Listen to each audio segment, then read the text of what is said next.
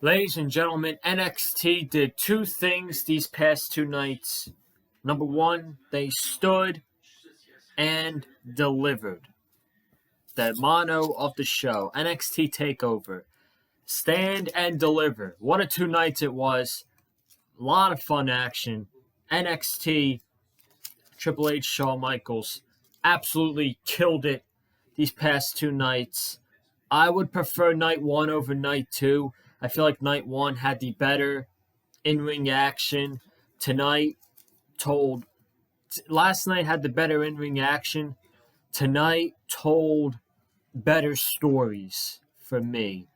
But if I had to pick a night as to which night was better, I'm going to pick night one to say that night was better. But we are here tonight on the Big Fight Field channel to review both nights of NXT TakeOver Stand and Deliver. I thank you all for joining me as always here on the Big Fight Field channel. I am riding this one solo here tonight, but I want to get right into it.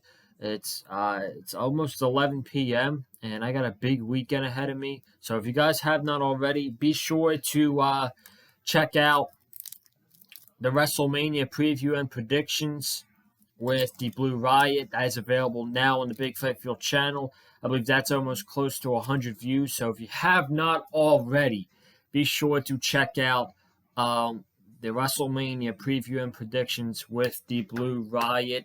And then I did WrestleMania preview and predictions on the Gamers Goon YouTube channel. Shout out to Gamers Goon. Shout out to DJ Storms as well, as he was a part of that. If you guys haven't checked that out, make sure you go check out the preview and predictions up on Gamers Goon's YouTube channel. I was on that show as well, and we talked about WrestleMania for about an hour and a half. It was a good time. It was a blast. And that's actually the reason why you guys are getting that's the reason why I'm talking about both nights of TakeOver than one night. So check that out. Let's get started. I don't want to waste much time. I am exhausted, and I have a big weekend ahead of me.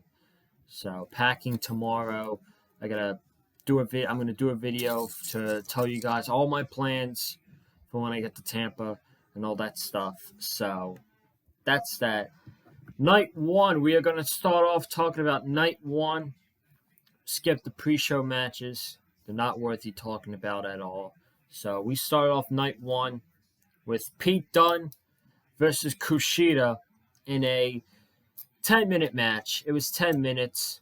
It was very good for what it was. A short opener. It was a short opener. It was very good for what it was. Pete Dunne got the win with the bitter end. And I wouldn't be shocked if these guys do it again on NXT TV. Not this Tuesday, but maybe in a following episode of NXT. Because I feel like these guys they could have went another 10 minutes, 10, 15 minutes to put on a truly amazing match. For what we got, though, it was very good. Dunne got the victory. And where did these guys go from here? Personally, short term, I think they are going to have another match against each other on NXT. I think that it's going to happen. Maybe Kushida wins that one. I'm not sure. But I don't know. I don't know where Dunne goes from here. I think I do know where Kushida goes from here, and I'm going to talk about that a little bit more when we get to night two of TakeOver. But for night one, we opened with Pete Dunne and Kushida. Pete Dunne got the win, and it was very good for what it was. Then we had the Gauntlet Eliminator with Leon Ruff, Isaiah Swerve Scott, Bronson Reed, Cameron Grimes, good old Cameron Grimes, Dexter Lumis, and L.A. Knight, Eli Drake, a.k.a. Eli Drake. So, I'm not going to talk about everything on this match, but this was a really fun gauntlet match, man. Let me tell you, this was a fun gauntlet match. First of all, This match was very predictable for me. I thought 100%. Dexter, not 100%, but more than likely, Dexter Lumis wins the Gauntlet Eliminator, and Dexter Lumis is going to win the North American Championship from Johnny Gargano. That did not happen. Dexter Lumis was the second person eliminated in the Gauntlet match. LA Knight schoolboyed him, rolled him up, and eliminated Dexter Lumis. And then I think it was Bronson Reed who, I think it was Bronson Reed who then eliminated LA Knight. And then on the outside, Dexter Lumis put LA Knight in the sleeper hold, his finisher move for Dexter Lumis. And it seems like we are heading into a new rivalry between LA Knight and Dexter Lumis. As far as Dexter Lumis goes over in the rivalry, I'm cool with it. I'd say that's a decent rivalry, I guess. So, just Dexter goes over, I think.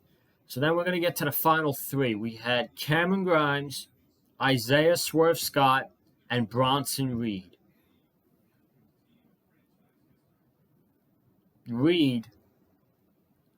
Swerve eliminated Grimes with a Swerve's House kick to the head.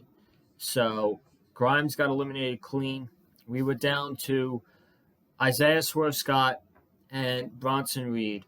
And I swear to God, man, I was so confident that Swerve was going to win when he hit one hook kick to the head of Reed. He then hit a second hook kick to the head of Bronson Reed. A third Swerve's House. This one knocked down Bronson Reed, and Bronson Reed kicked out. Then Bronson Reed gave Swerve, I don't know what he gave after that, but he went up to the top rope, ended up hitting his beautiful tsunami splash, and Bronson Reed gets the win. He wins the Gauntlet Eliminator, and he goes on to night 2 to face off against Johnny Gargano. So we'll talk about that once we get to night 2. We then had Tommaso Ciampa versus Walter for the NXT United Kingdom Championship. It is debatable what your favorite match of TakeOver was. What's the best match of the week so far between this and the main event of night 2? I am going to say that this is still the better match.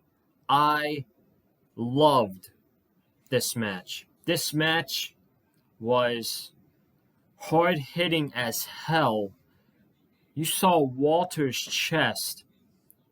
They had Walter and Ciampa had a chop exchange mid-match towards the end, and Ciampa beat Walter in the chop war. That was crazy. So how this match went was they told a great story.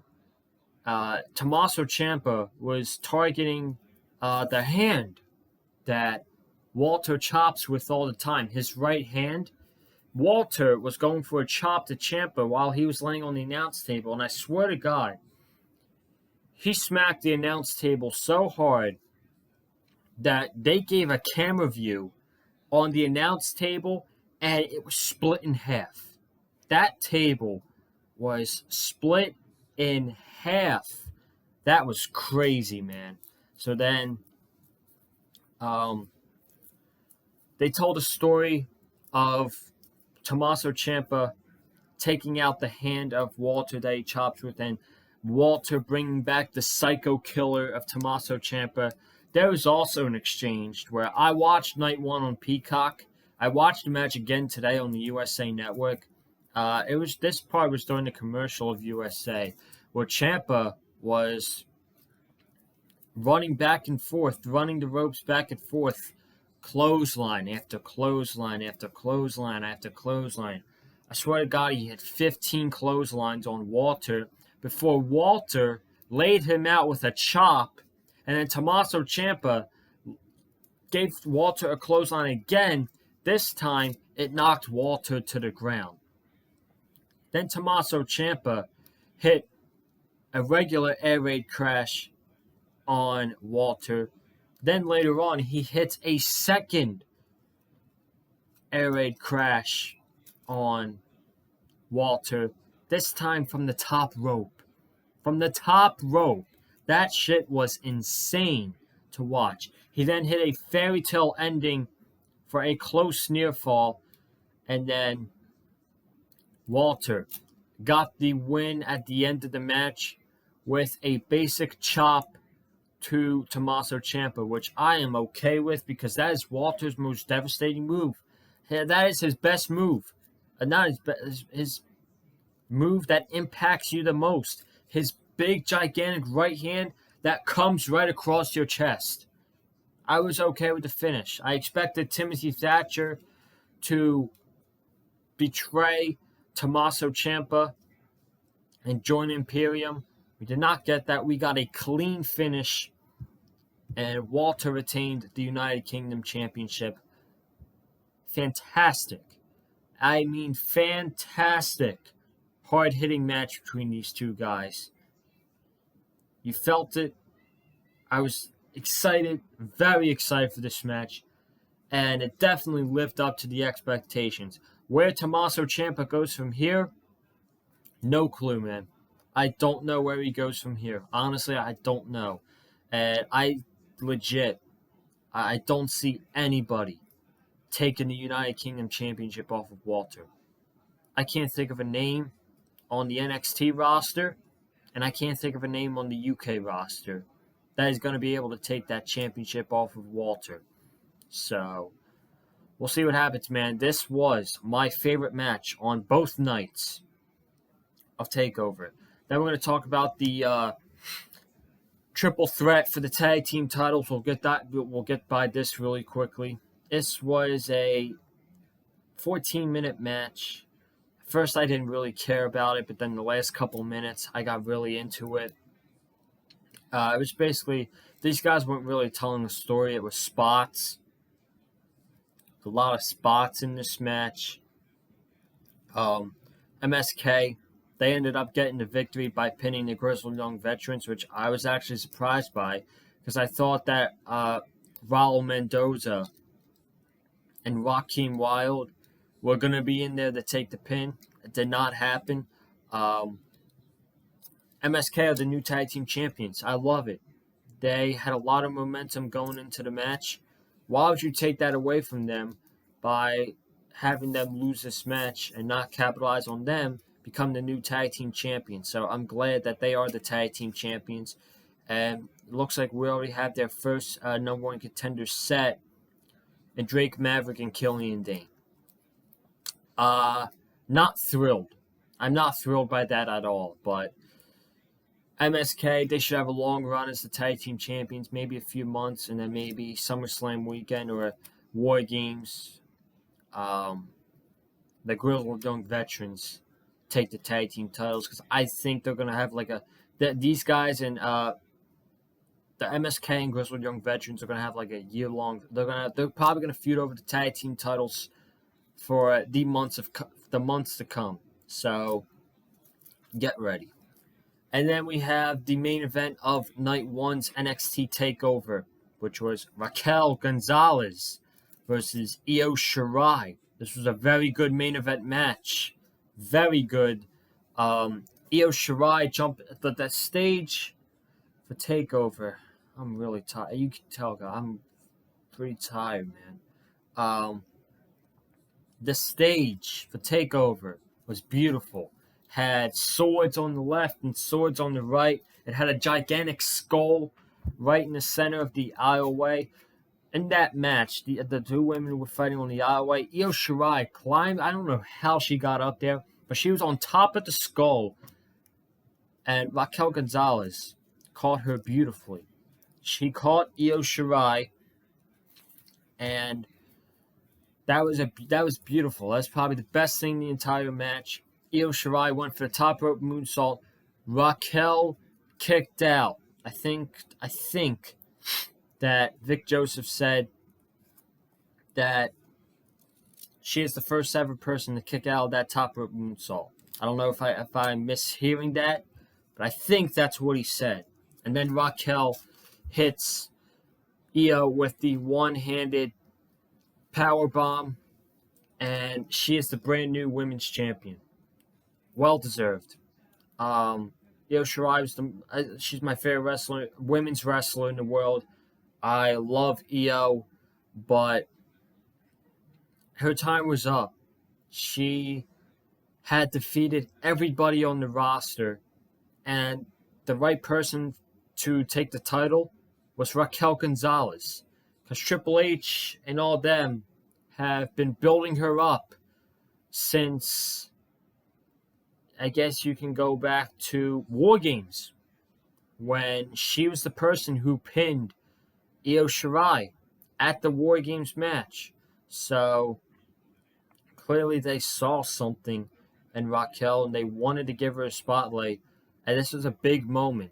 She had a moment backstage they showed on a WWE exclusive where she had her mom and dad there, and she was hugging both of them. That was very cool. I couldn't be any happier for Raquel. I think she's going to have a great reign as the champion. Who I see her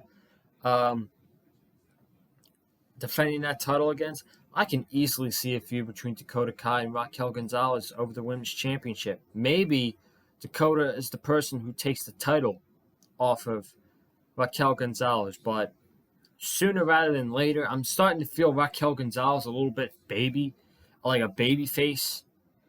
So sooner rather than later, I think Dakota is going to turn on Raquel Gonzalez, and that they're going to feud for the Women's Championship. That I would not mind at all. I would actually like to see that. So that ended night 1 of TakeOver. Night 1 was awesome. An awesome night 1 of TakeOver. Night 2's TakeOver was very good, but it just was not better than night 1's. So we'll get started with night 2. It started off with Jordan Devlin versus Santos Escobar in a ladder match to unify the Cruiserweight Championship. Now, this was a good ladder match. Not a bad ladder match, a very good ladder. I'm going to say a very good ladder match. But I wouldn't be mistaken if I said I expected more from this match. I just felt like something wasn't really there. There wasn't a story to tell, really. It was just two guys going out there, seeing who's the Cruiserweight champion. Jordan Devlin took a nasty-ass bump at the end of this match, which, I mean, you couldn't pay me to do so. Kudos to Jordan Devlin. I hope he got a huge raise for that bump. But Escobar headbutts Devlin. Devlin throws himself back off the ladder, and he goes through a ladder laying right behind him. That shit was insane. That was insane.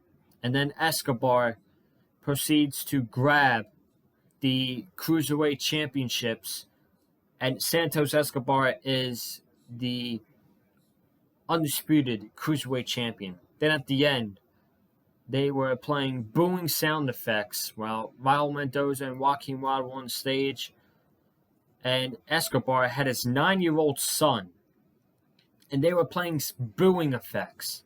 So let me tell you something.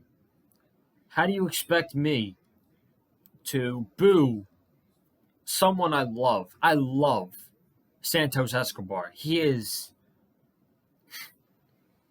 a profession at what he does. He is easily top 5 favorite in NXT, next to Adam Cole. How do you expect me to boo one of my favorites in NXT? And he's got his 9-year-old son on the stage, up there, holding one of the Cruiserweight Championships. I don't get that. I don't get that. I thought that was a good moment. But that was a good moment for Santos and Legado del Fantasma. But who does Escobar? Who's he dropping the title to? Because I honestly thought what Triple H and creative of NXT were going to do was Escobar was going to drop the title to Jordan Devlin. In this ladder match, Devlin goes over, King of the Cruiserweights. Escobar, I think Escobar is better than the Cruiserweight division. I think he can be doing so much more. He could be in the title for the North American Championship, maybe in the NXT title picture down the road. I think he's way better than the Cruiserweight division. So, who's the person that's going to beat Santos Escobar? I can't think of anybody else up besides Kushida. I said earlier, I think I have an idea what's next for Kushida because I don't see I don't see what Kushida could possibly do besides feud with Santos for the Cruiserweight title. It's a feud we haven't seen before. I guess it's fresh, and Kushida needs something. He's too good to be doing nothing.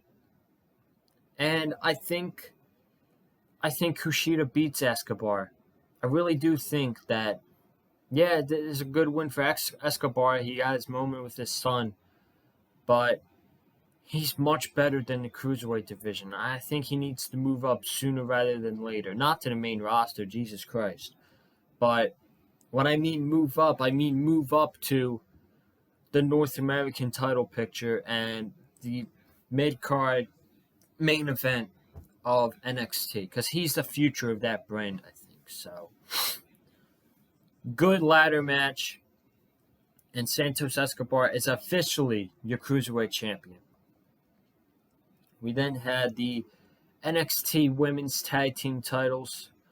Candice LeRae and Indy Hartwell versus Shotzi Blackheart and Ember Moon. I could care less about this match. The match was fine. The only thing I'm going to remember from this match, though, is Shotzi Blackheart, man. She went for this suicide dive. And it's like Indy Hartwell and Candice LeRae just refused to catch her. They were standing in the middle. They kind of moved to the side, and Shotzi just went right into the barricade. That was scary as hell, man. That was scary stuff. But Shotzi and Ember proceeded to retain the tag team titles. I don't care, man. I honestly don't care about those tag team titles. Who's gonna face them next? That's my question. What teams in NXT do you have down there to go up against Ember and Shotzi? Because you're in the same situation as the main roster. Yeah, they might have all these tag teams in the tag team battle and the tag team turmoil, but are they legit tag teams? I don't even consider Nia Jax and Shayna Baszler a legit tag team, and they're the tag team champions up there. They are two singles wrestlers thrusted into a tag team because they have nothing else to do. It's NXT has the same situation now, so I have no idea. Maybe that they've been playing this relationship between Io Shirai and Zoe Stark. Maybe they have them go for the titles. I don't know. I honestly much rather see Io Shirai do that than put her on Monday Night Raw. Because if she goes to Raw, right when she goes to the main roster, Asuka 2.0. They are going to create her like Asuka is right now. Asuka 2.0. That's exactly what Io Shirai. I hate saying that too, because she's my favorite my favorite women's wrestler in the world. But if she goes up to the main roster soon, she's gonna turn into Asuka 2.0. Bronson Reed versus Johnny Gargano for the NXT North America Championship.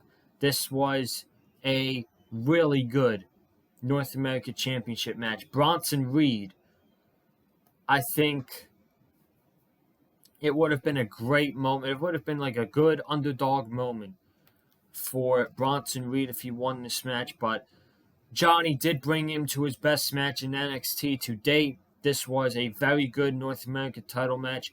Johnny Gargano won with two Gargano DDTs to retain the title.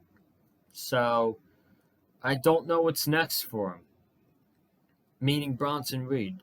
Johnny, I can easily see him going back to Dexter Lumis. Maybe Dexter has a one-off match with LA Knight either this Tuesday or the following Tuesday, and I can easily see them going back to Johnny and Dexter. But then the issue there is, if you're going to go back to that match and have Dexter still be the one to beat Johnny, why didn't you just have that at the last takeover? Why didn't you have that tonight? If that's your plan all along, then shit, man, pull the trigger. Put the title on Dexter Lumis. If that's your plan, why didn't you do it tonight? I'm not mad that Bronson Reed won. I would still like for him to be built up. But I just have this feeling in my head they're going to do this one-off match with LA Knight and Dexter Lumis. Lumis is probably going to win. And then they're going to go right back to him and Johnny Gargano. Because I don't think they were done with that. So, yeah, Johnny wins. Really good match. But then we're going to talk about these last two matches. We had Karrion Kross versus Finn Balor for the NXT Championship. Many people thought this should have been the main event of TakeOver. I understand it's the NXT Championship, but at the end of the night, when you look back on both of these matches, what we got in the main event should have been the main event. So, good call by Triple H to have this match go on before the main event. The match itself between Balor and Kross up to this point was my favorite match of the night. I really liked this. This was a great match. Towards the end, not the beginning. Kross, lots of headlocks from Kross and slow, methodical wrestling. So at the beginning, it wasn't that thrilling to me. But then we see Balor go on his roll, sling blade into a shotgun dropkick, coup de grace, 1, 2, and then this last 7 minutes, Karrion Kross looked like a psycho killer. He looked like a psycho killer. So Balor hits the coup de grace on Kross. When Kross kicks out, he puts the what's his submission move called? Shit, man. Jacket something. The straight jacket or something. I don't remember, but that's how you know it's late at night and I'm tired. But Kross had his chokehold submission. Balor rolled over. Kross kicked out. Then Kross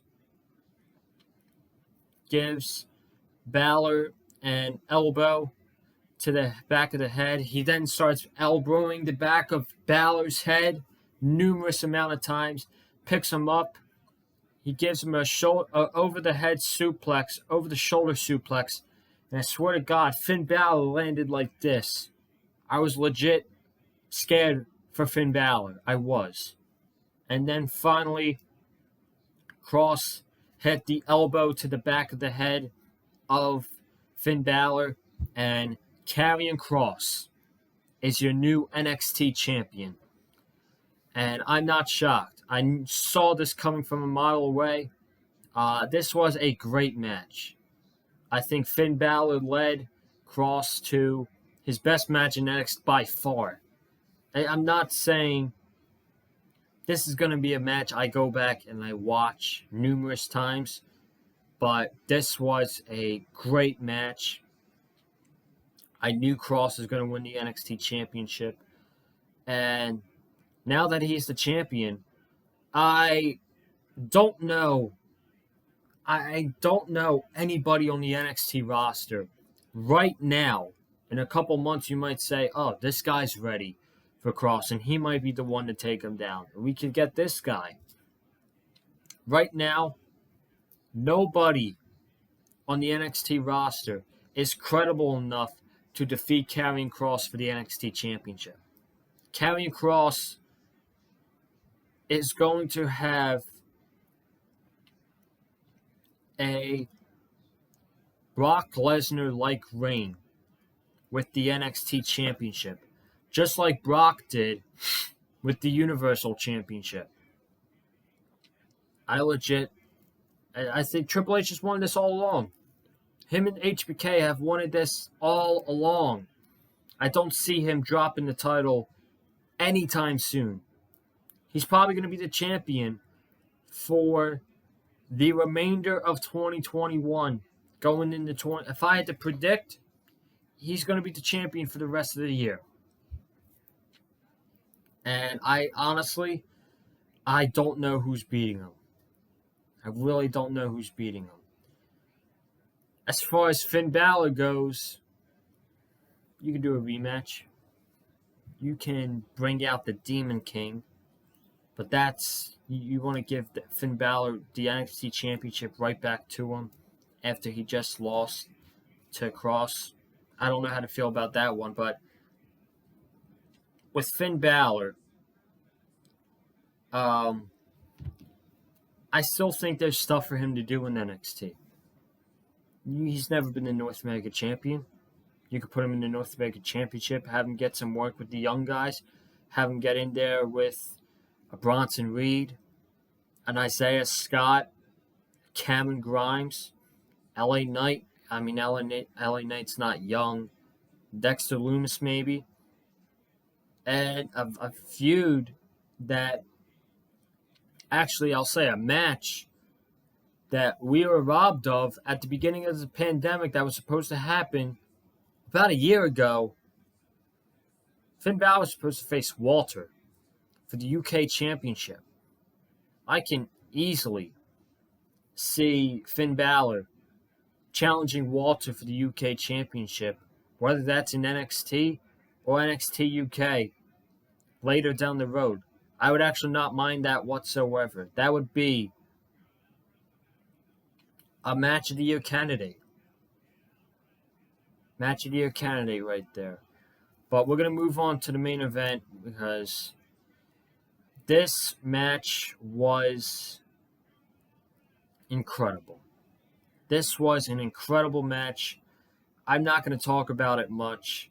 I want to, but I can't do it. I don't want to say it again, but this match was incredible. We had Kyle O'Reilly versus Finn Balor. Some of the big spots that happened in this match. There was chains, chairs. They were fighting on the stage. They were fighting on the announce table. Adam Cole threw a TV monitor at Kyle O'Reilly. Adam Cole. Kyle O'Reilly was sitting on a steel chair. He had a steel chair sitting. He was sitting on a steel chair. Then he had another chair behind him. And Adam Cole gave Kyle O'Reilly a last shot while he was sitting on the chair. And he fell back and he was squashing all of the chairs right there. That was brutal to watch. That was brutal. And then the Brain Buster on the announce table, Adam Cole's back landed right on the TV monitor.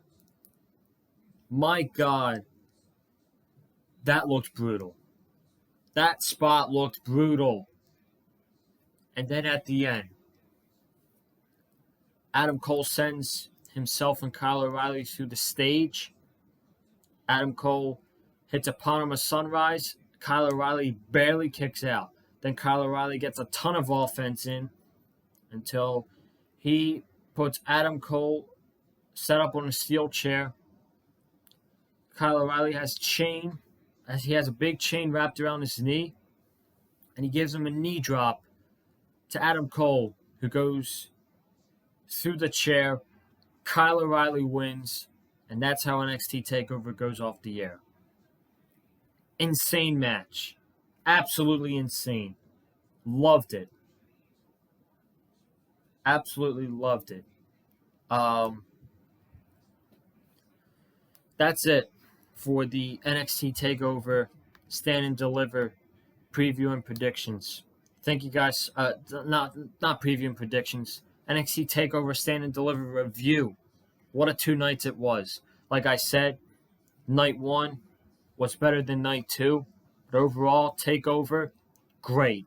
They always knock it out of the park when they do takeovers. But I want to thank you guys for joining me here tonight. Be sure to subscribe to the Big Fight Field channel. Rest of the week, huge week, man. Huge weekend. Biggest weekend I honestly can remember in a long time. Tomorrow, I'm going to do a short video where I talk about all my plans for the weekend, going to WrestleMania, being in Tampa, all that stuff. I think I'm going to add a 3rd vlog. I'm not going home until Monday night. I'm going to tour Full Sail University on Monday. I don't know. I don't think I could film a vlog on the campus, but I'll come up with something for Monday. I think we get a fun vlog to add for Monday that I can upload on Tuesday. So subscribe to the channel, man. We are 16 subs away until 400 subs. So if you haven't already, be sure to hit the subscribe button. Comment down below your thoughts on both nights of NXT TakeOver Stand and Deliver. Hit the like button if you like what you heard from me in the review tonight. And then follow me on Twitter at Colin_Joseph. And man, I got to get to bed. I've been up past midnight every single night this week. There's so much wrestling.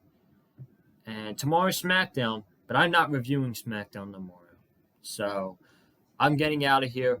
Have a good one, guys. Stay safe. I'll see you in tomorrow's video. Stay classy.